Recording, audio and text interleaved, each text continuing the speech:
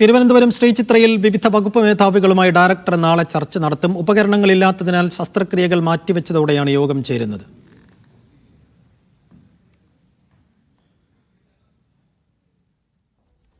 ഷിജോ കുര്യൻ വിശദാംശങ്ങൾ നൽകും. ഷിജോ, ശ്രീചിത്രയിൽ ഇപ്പോഴത്തെ അവസ്ഥ എന്താണ്? നാളത്തെ യോഗത്തിൽ എന്തൊക്കെയായിരിക്കും ഈ പ്രശ്ന പരിഹാരത്തിന് വേണ്ടിയുള്ള ആലോചനകൾ?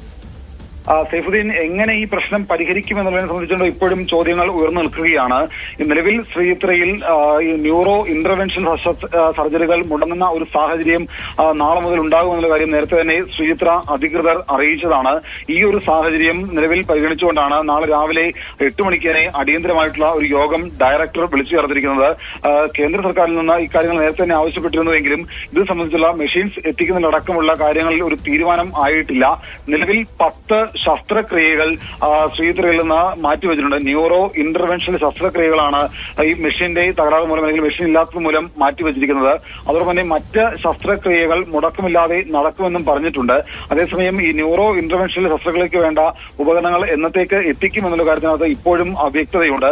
ഇതടക്കമുള്ള കാര്യങ്ങൾ പറയാൻ വേണ്ടിയിട്ട് കൂടിയാണ് നാളെ ഈ സംബന്ധിച്ച കാര്യങ്ങൾ യോഗം ചേരുന്നത്. 10 ശസ്ത്രക്രിയ മാറ്റിയ ഈ രോഗികളെയും അവരുടെ ബന്ധുക്കളെയും ഇക്കാര്യങ്ങൾ അറിയിക്കുകയും ചെയ്തിട്ടുണ്ട് എന്ന് ശ്രീചിത്ര അധികൃതർ പറയുന്നുണ്ട്.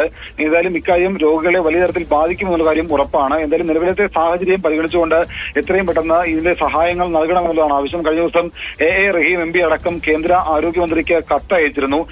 നിലവിൽ ഈ ശസ്ത്രക്രിയ മുടങ്ങുന്ന സാഹചര്യം ഒരാഴ്ചയിലധികം നീണ്ടു നിൽക്കുന്ന ഒരു സാഹചര്യം നിലവിൽ കാണുന്നുണ്ട്. എന്തായാലും എന്നത്തേക്ക് പ്രശ്നത്തിന് പരിഹാരം ഉണ്ടാവുന്നില്ല ഇപ്പോഴും ഒരു ചോദ്യമായിട്ട് ഉയർന്നു തന്നെ നിൽക്കുകയാണ്. സൈഫുദ്ദീൻ.